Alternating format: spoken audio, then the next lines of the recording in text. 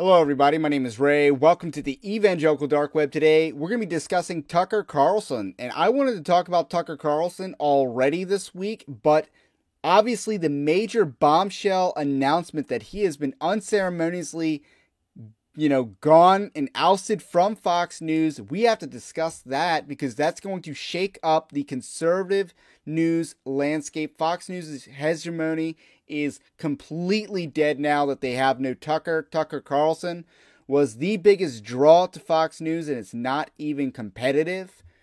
And he can leave. He can, do his own thing, be a Rumble, go indie. I think the sky's the limit for Tucker Carlson. Who knows? He might even run for president or something. But as for Fox News, I think they're, dead.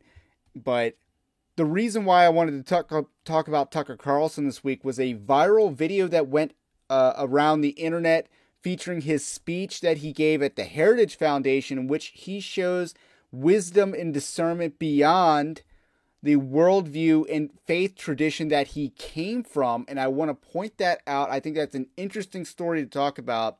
The fact that Tucker Carlson, claims that the faith tradition of Episcopalianism, and we already know that Episcopalianism is apostasy. And I think Tucker Carlson knows that as well. So he's probably theologically evangelical, I would assess, yet. And we talked about Tucker Carlson showing more wisdom in the evangelical space. So he's probably theologically evangelical, yet has the faith tradition of an Episcopalian. So I think this is a very interesting mix of worldviews here. And I want to talk about that and showcase that in this viral video, which also highlights why Tucker Carlson is an important voice in our culture. So, but first, I want to let you know, Evangelical Dark Web is a Christian news gathering and commentary ministry. You can support us over at evangelicaldarkweb.org/join. That's our Patreon-like system. We don't use Patreon because they ban conservatives, they ban Christians, so we built our own. Check out our free newsletter, and the least you can do is like this video and subscribe to the channel if you are new. This really helps with the magical YouTube algorithms. So we're going to watch this about 6-minute long video clip of a speech that Tucker gave at the Heritage Foundation. It might be time to start to reassess the terms we use to describe what we're watching. So when I started at Heritage, the presumption was, and this is a very Anglo-American assumption, that the debates we're having are kind of rational debates about the way to get to mutually agreed upon outcomes. Right? So like we all want the country to be more prosperous and free and people to be less oppressed or whatever. And so we're going to argue about tax rates, and I think higher tax gets us there. I'm a Keynesian, and you disagree, you're an Austrian or whatever. But the objective is the same. And so we write our papers, and they write their papers, and may the best papers win. I don't think that's what we're watching now at all. I don't think we're watching a debate over how to get to the best outcome. I think that's completely wrong. And I've come to this conclusion, and I should say at the outset I'm an Episcopalian, so don't take any theological advice from me, because I don't have any. I grew up in the shallowest faith tradition that's ever been invented. It's not even a Christian religion at this point. I say with shame. So that right there, he's using humor, and perhaps there's some hurt there that he's masking with humor and levity.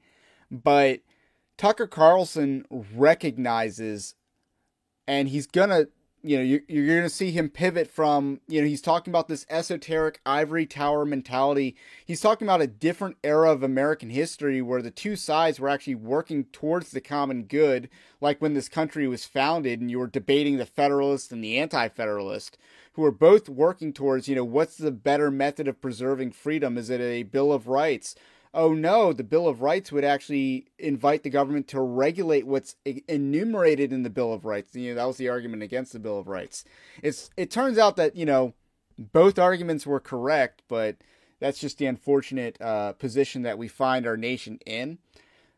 And that's not the debate going on in our culture anymore. We're not debating, what's the best tax policy. We're debating what's a gender. The debate has gotten more stupid, and the debate has gotten more existential. Like, we're debating what is existence at this point. What is human, and all these fundamental basic issues. So that's the debate, and it's very spiritual in nature, which is what Tucker Carlson is alluding to. And he's alluding to his Episcopalian upbringing to leverage that as credibility, that even he, a theological, someone who should be theologically a dunce, gets it. Basically to argue that there's no excuse for you not getting it. I'm just saying this as an observer of what's going on. There is no way to assess, say, the transgenderist movement with that mindset. Policy papers don't account for it at all. If you have people who are saying, I have an idea, let's castrate the next generation. Let's sexually mutilate children. I'm sorry, that's not a political debate. What? It has nothing to do with politics. What's the outcome we're desiring here? An androgynous population? Is that really what are we arguing for that? I don't think anyone could defend that as a positive outcome. But the weight of the government and a lot of corporate interests are behind that. Well, what is that? Well, it's irrational. If you say, well, I think abortion is always bad, well, I think sometimes it's necessary, that's a debate I'm familiar with.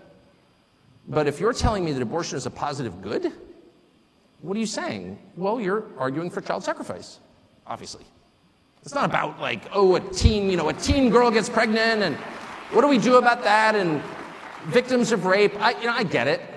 Of course I understand that, and I have compassion for everyone involved. But when the Treasury Secretary stands up and says, you know what you can do to help the economy? Get an abortion.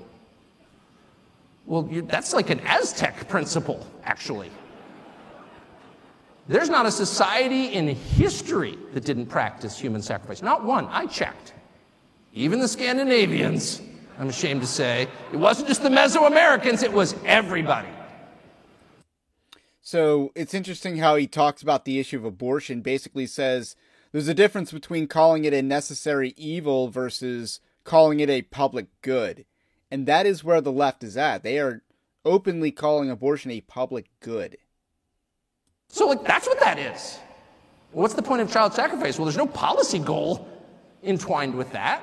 No, that's a theological phenomenon. And that's kind of the point I'm making. None of this makes sense in conventional political terms. When people or crowds of people, or the largest crowd of people at all, which is the federal government, the largest human organization in human history, decide that the goal is to destroy things, destruction for its own sake. Hey, let's tear it down.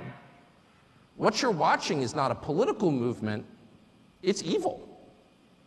So if you want to assess, and I'll put it in I'll stop with this. I'll put it in non-political, or non-specific theological terms, and just say, if you want to know what's evil and what's good, what are the characteristics of those? And by the way, I think the Athenians would have agreed with this. This is not necessarily just a Christian notion. This is kind of I would say, widely agreed upon understanding of good and evil. What are its products? What do these two conditions produce? Well, good is characterized by order, calmness, tranquility, peace, whatever you want to call it, lack of conflict, cleanliness. Cleanliness is next to godliness. It's true. It is. And evil is characterized by their opposites. Violence, hate, disorder, division, disorganization, and filth. So if you are all in on the things that produce the latter basket of outcomes, what you're really advocating for is evil. That's just true. I'm not calling for a religious war, far from it. I'm merely calling for an acknowledgement of what we're watching, which is not one, and I'm certainly not backing the Republican Party. I'm not making a partisan point at all. I'm just noting what's super obvious. Like those of us who are in our mid-50s are caught in the past in the way that we think about this. One side's like, no, I've got this idea, and we've got this idea, and let's have a debate about our ideas. They don't want a debate. Those ideas won't produce outcomes that any rational person would want under any circumstances. Those are manifestations of some larger force acting upon us. It's just so obvious. It's completely obvious. And I think two things. One, so I want to talk about what he just said there, because he's going after the boomer cons. He's going after people like Michael O'Fallon of Sovereign Nations, who thinks that we can just, the solution is to just have a debate on the merits of the U.S. Constitution. That'll convince people who don't know what a woman is that we are right about some things. That's the boomer con mentality of let's have a debate. Well, the truth is, and Tucker Carlson is alluding to this, is that we're in a post-debate culture. Debate rationality isn't going to work on people whose ends is chaos, destruction, and deconstruction. These are the ends of the liberal movement. It's chaos. It's disorder, disunity.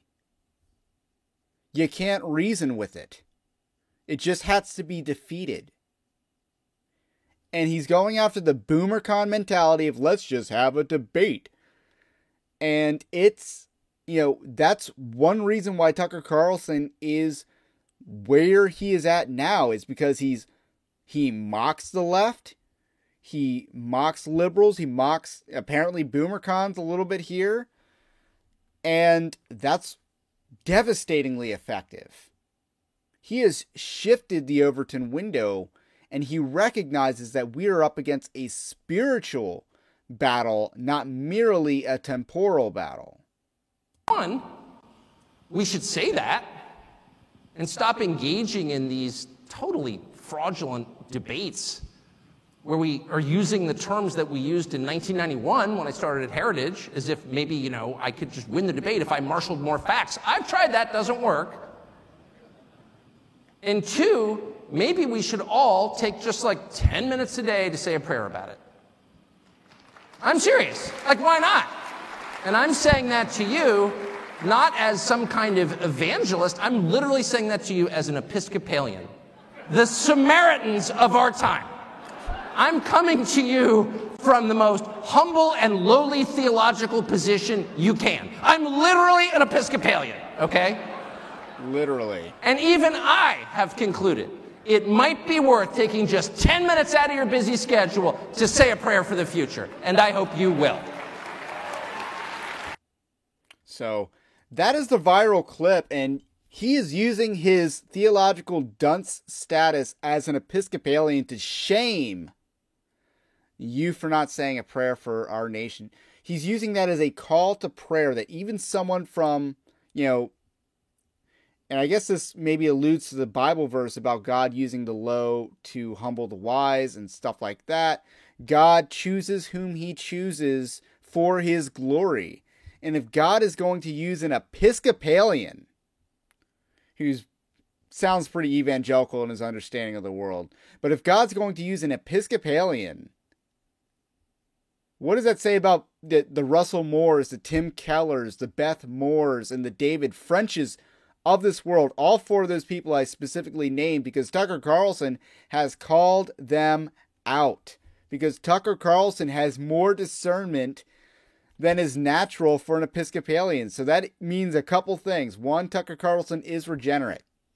That I think that's highly possible, highly probable even.